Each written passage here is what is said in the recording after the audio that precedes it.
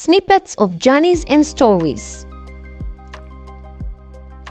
Travel with Elizabeth as she unveils a journey of self-healing, self-discovery, and self-growth, knowing that every destination is a beginning of a new journey. For a very long time, I believed that it is very hard to adjust back to life after experiencing trauma. I traveled a journey of self-healing from one chapter to another after being physically assaulted by a stranger in our home in May 2018. At this point, I'll be very honest with you. The journey of collecting my lost puzzle pieces of sanity was not easy. Well, what is trauma? Where does it live?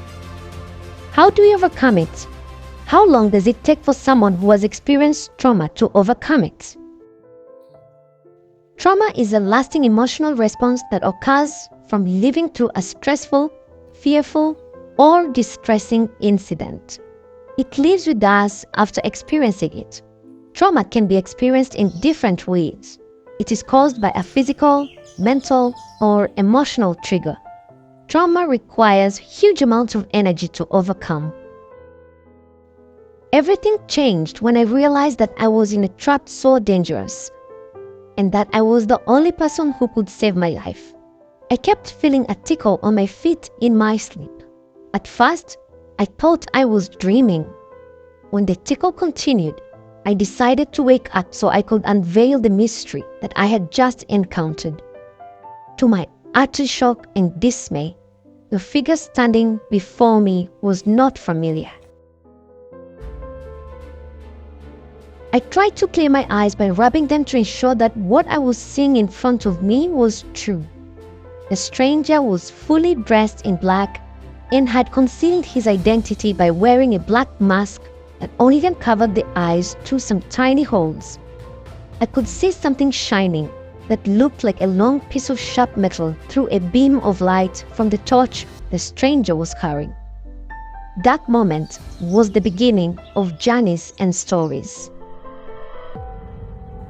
Journeys and Stories weaves a beautiful tapestry of human emotions, from experiencing rejection and humiliation on the back of discovering her talent for art in school to anger and grief from one of the scariest experiences a woman can go through.